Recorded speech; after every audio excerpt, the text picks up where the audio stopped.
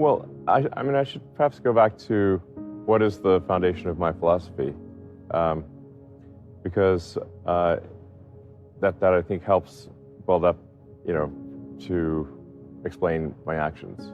I do believe that the teachings of Jesus are good. So my son Xavier is dead, killed by the woke mind virus. Elon Musk is one of the most talked about names in recent years, both for his major projects and for some controversies. But what does he have to say about his faith? This is something that Jordan Peterson set out to find out. Before watching the video, leave your like and comment below on what you think about Elon Musk's faith and what he needs to have a life based on faith. Let's dive in. So now your questioning took the place, if I got it right, you basically took the scientific tack, hey? Is that right? Because you're... Yeah, well, I'm trying to understand the truth of the universe. Physics is essentially study of the truth of the universe, at least those things that are predictable. Well, I mean, I should perhaps go back to what is the foundation of my philosophy, because that I think helps build up, to explain my actions. When I was, I don't know, about 11 or 12 years old, I had somewhat of an existential crisis because there just didn't seem to be any meaning in the world, like no meaning to life. And so I actually tried to read all the religious texts.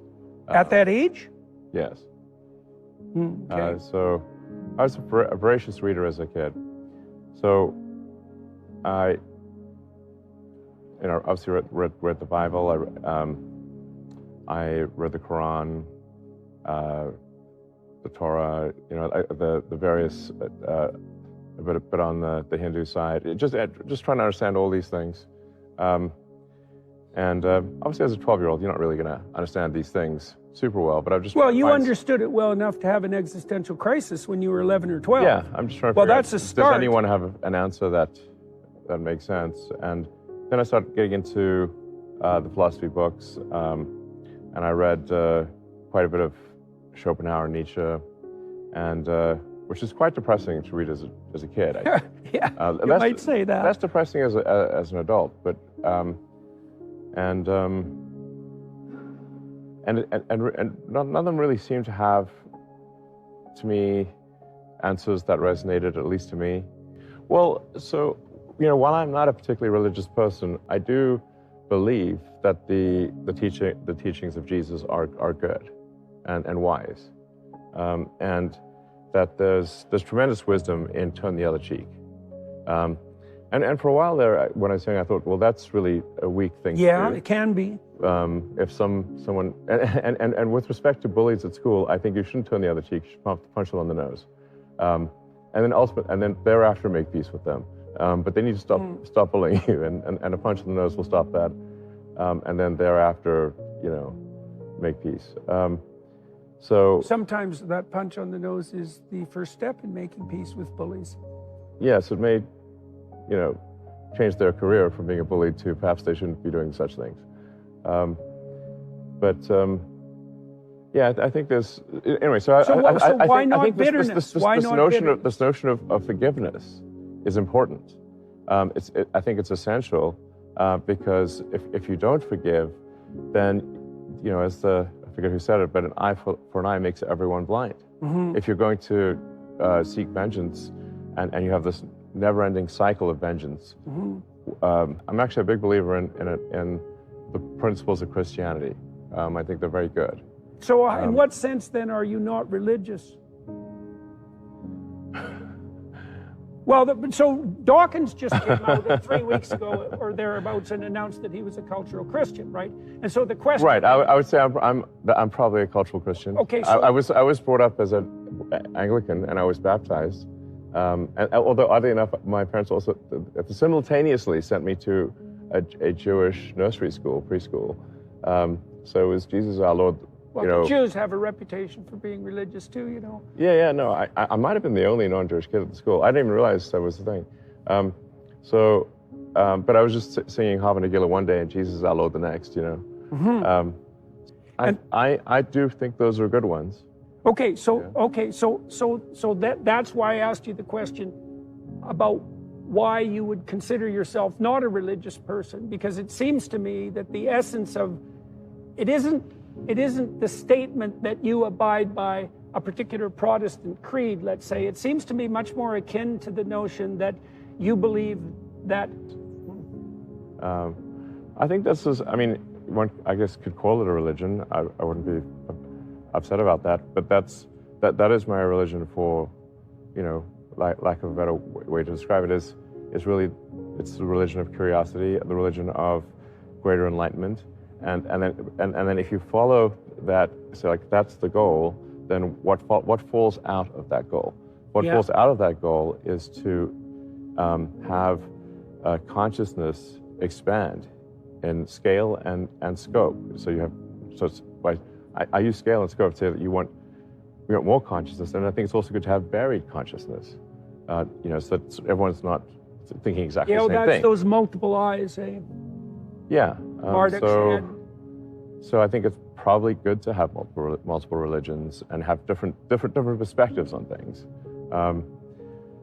And so what falls out of that is we need to take a set of actions that increase the probability that the future will be good for humanity, and that and we want to expand consciousness. We want to. I think we should increase the population of Earth, not decrease it. Having a kid is a vote for the future. So if you intend to have a child like that, that means you care about the future. Yeah. You believe in the future. You believe in the future. Having a child, assuming it's intentional, is it's the most optimistic thing that somebody could do. So one of the things I derived from this analysis I've been doing of the Old Testament is that faith and courage. I'll give you an example. So when Moses is on the verge of the Promised Land, he sends scouts out to check out Canaan, because that's the Promised Land. Now, Canaan is the home of the descendants of Cain. So it's a very specific place mythologically. It's the place of people who aren't aiming up, put it that way. All right. Okay, so the scouts go out to look at the future, and they come back in two teams. And one team says, there's nothing but giants there. It's a complete bloody catastrophe. You led us out into the desert stupidly. We were better off in the tyranny. There's no way we're going to survive, right? And the next scouts, or the other set of scouts, Caleb and Joshua, come back and say, well, there's trouble there, but if we aim up and we get our act together, we can turn this into the Promised Land. Okay, it's at that point that God condemns Moses to die, and Aaron, who's the political wing, and the earth opens up and swallows up the faithless scouts. And it's the people who are led by Caleb and Joshua, who has the same name as Christ, by the way, and that's relevant. They're the ones that are led into the Promised Land. Okay, so what's the meaning of the story?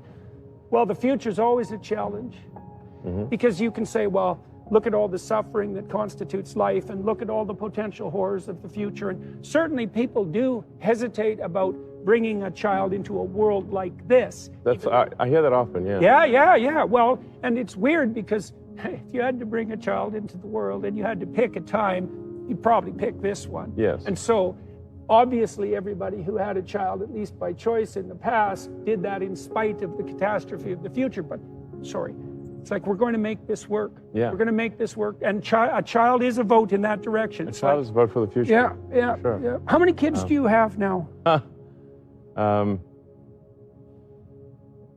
I have 12. 12? Yeah. So you're definitely doing your part. Yeah. What do you like about kids?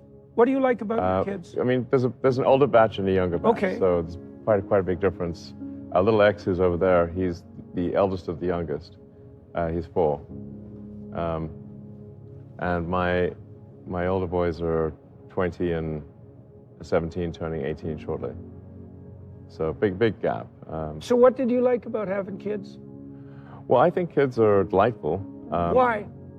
What's delightful about them? Because they get a bad rap, man. So what did you find delightful about them? I mean, I think we are. I mean, most people, vast majority of people are going to love their kids, and it's like Yeah, so that's a little loved one. Yeah, that's a good deal. And they also want to love you. They do. Kids, if you give them the chance. They do. They're the only people you'll ever meet in your life who want nothing more than to have the best possible relationship they could have with anyone with you. That's a good deal. It's a good deal. And I think there's, like frankly, if we weren't biologically inclined to love our children and to want to nurture them and to find reward, we would long ago have ceased to exist. I mean, you can take, say, I don't know, a wolf or a wildcat or some creature that a wolverine, some creature that would normally be very aggressive. And when that creature has babies, the mother nurtures them and is tender and caring. So,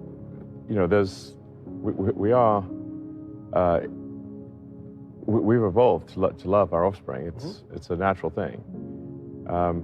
And I think people, I mean, even if somebody's sort of taken somewhat of a hedonistic approach to life, I think there's an appeal even on the hedonism side to say that, well, would you not, you'll actually find it very rewarding. I think that's good. That's a good appeal, and it's one. That's exactly why I asked you the question. It's a solid argument, for the hedonists out there, and not all hedonists are bad. I mean, I have friends who are hedonistic and they're very good people, but they. And I've actually convinced some of them to have kids, which I'm happy to say. And they've thanked me afterwards. Like, not one person who I've said, you should really have kids, you won't regret it. And not one person has said they regret it, ever. After this part, they get into a delicate subject about the whole agenda that the left tries to implement and how this impacted Elon Musk's life forever. Check it out. Yeah, it's macabre. I mean, we have an age of consent for a reason. That the reason you can't get, say, tattoos below age 18, or drink or drive. There are ages at which you can do things, because if we allow children to take permanent actions when they're 10, 12, 14 years old, they will do things that they subsequently greatly regret. Yes, I've interviewed a couple of people who've done exactly that, and it's pretty damn painful. So, so I think doing. Why are you willing to make this an issue? Do you think? I mean, well, it's sort of like the nameless issue. It happened to one of my older boys, where I was essentially tricked into signing documents for one of my older boys, Xavier. This is before I had really any understanding of what was going on, and we had COVID going on, and so there was a lot of confusion. I was told, Xavier might commit suicide if he did. That was a lie right from the outset. No reliable clinician ever believed that. There was never any evidence for that. And also, if there's a higher suicide rate, the reason is because of the underlying depression and anxiety, and not because of the gender dysphoria. And every goddamn clinician knows that too. And they're too cowardly to come out and say it. Right? And so and then we end up in exactly, when I saw that lie start to propagate, it just made the hair on the back of my neck stand up. It's like, I see. So you're telling parents that unless they agree to this radical transformation, that their children are going to die, and you think that's moral, and you think that's true. That is so pathological that it's almost incomprehensible. I can't imagine anything worse. I can't imagine a therapist doing anything worse than that, or sitting by idly and remaining silent while his colleagues are doing it. It's pathetic. It's incredibly evil, and I agree with you that people that have been promoting this should go to prison. It won't stop till that happens. Yeah. It'll just go underground. Puberty blockers are being accessed online by kids all the time through non-medical channels. So yeah, It's not going to stop. Yeah. Okay, so I see. So that's. So I was tricked into doing this, it wasn't explained to me that puberty blockers are actually just sterilization drugs. So anyway, and so I lost my son essentially. So they call it dead naming for a reason. Yeah, All right. So the reason it's called dead naming is because your son is dead.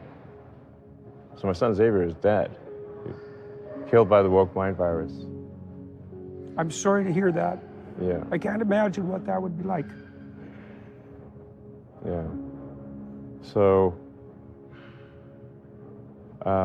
Yeah, and there's lots of people in that situation now. Right. It's not pretty, and lots of demolished kids. Yes. Yeah, well, that's a good reason to be the final straw. All right, so let's. So I vowed to destroy the woke mind virus after that. And we're making some progress. Join the club. Yeah. It's something very powerful. Good brothers and sisters, if you like the content, don't leave yet. Leave your comment about what you believe about the subject. Let's talk and take our worldview forward. Leave your like. And until next time, may God bless you and keep you.